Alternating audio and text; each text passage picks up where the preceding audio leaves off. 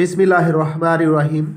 अस्सलाम वालेकुम स्टूडेंट्स, मैं मोहम्मद अब्बास अपने यूट्यूब चैनल मेहर अब्बास एजुकेशन ट्यूब मैथ के साथ और आपके लिए physics 9th class unit number 7 properties of matter के पहले टॉपिक की वीडियो लेकर आया हूँ।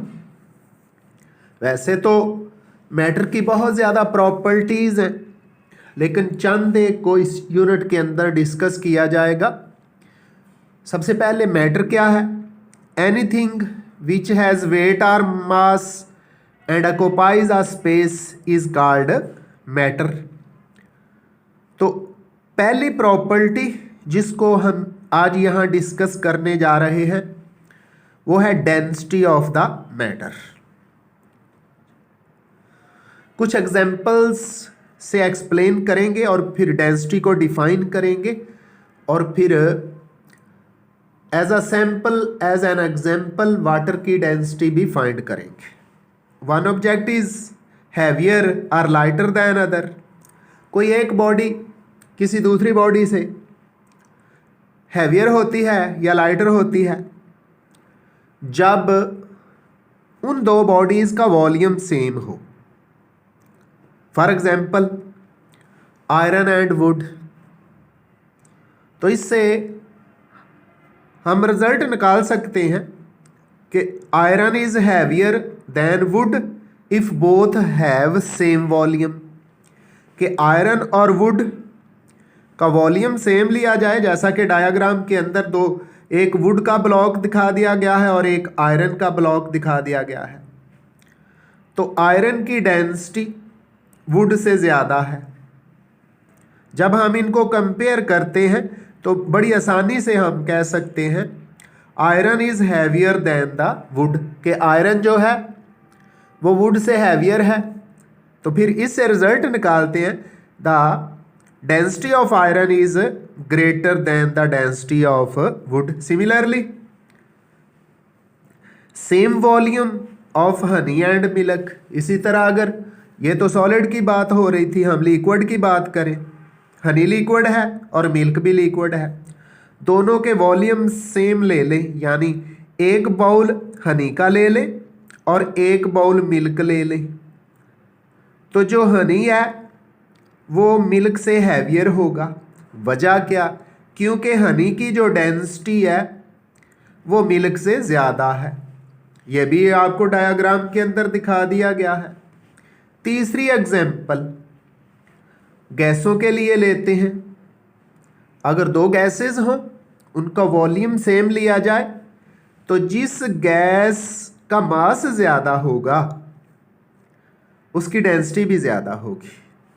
फॉर एग्जाम्पल सामने दो गैसेस ऑक्सीजन और हाइड्रोजन हमने ले ली।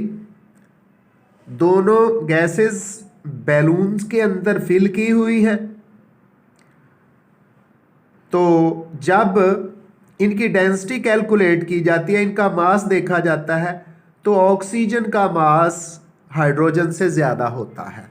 तो फिर हम कह सकते हैं the oxygen gas is denser then hydrogen gas. इसी तरह आयरन का मास वुड से ज़्यादा, तो आयरन की डेंसिटी ज़्यादा। हनी का मास मिल्क से ज़्यादा, तो तो हनी की डेंसिटी ज़्यादा।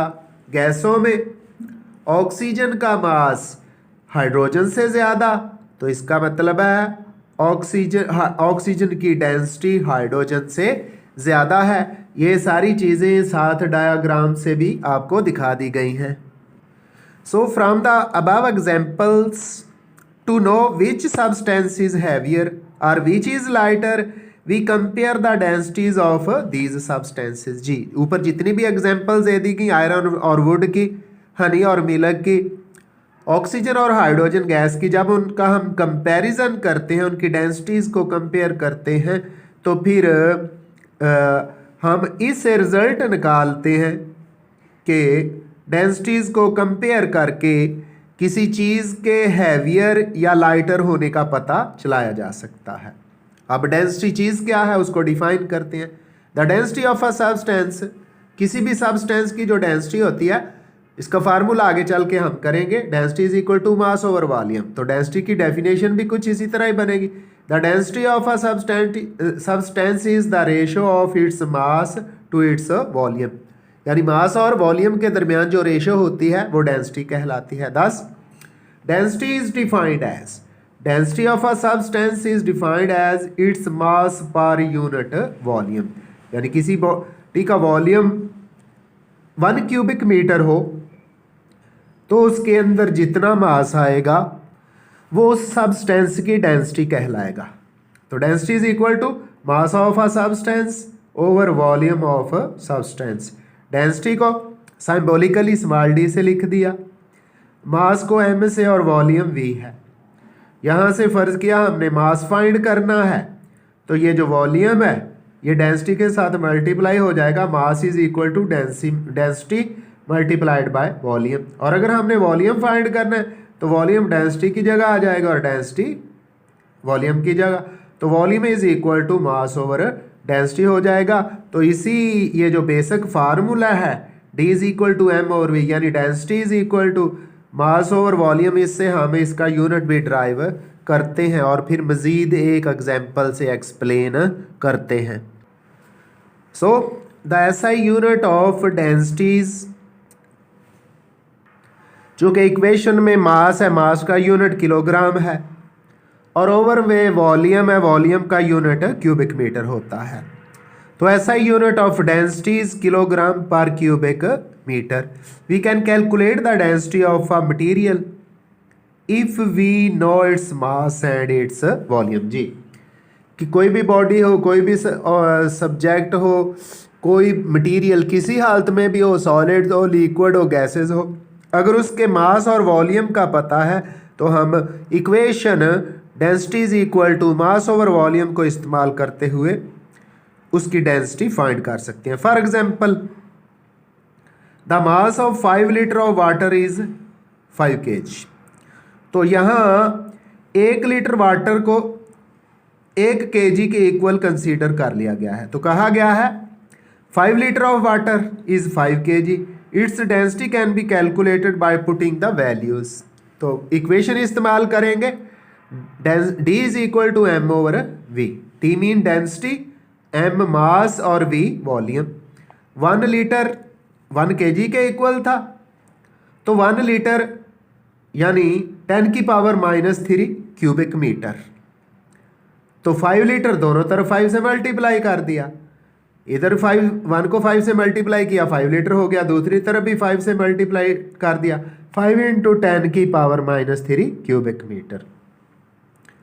तो यहाँ से हमें मास का और वॉल्यूम का पता चल गया। मास कितना है, 5 kg है, वॉल्यूम कितना है, 5 लीटर का 5 इंटू 10 की पावर -3 क्यूबिक मीटर है। 5 से 5 कैंसिल हो गया, ये जो नीचे 10 की पावर -3 है ऊपर चला गया, 10 की पावर +3 हो गया, kg उसी तरह, और जो क्यूबिक मीटर था ऊपर जाके मीटर की पावर -3 होगी। तो ये 10 की power 3 kilogram per cubic metre हो गया। ये 10 की पावर 3 1000 बनता है, इसलिए डेंसिटी ऑफ वाटर जिसका मास कितना था 5 kg था, यानी 5 litre 1000 kilogram per cubic metre होती है। आइंदा मिलेंगे एक नई वीडियो के साथ, दुआओं में याद रखिएगा। अल्लाह हाफिज़।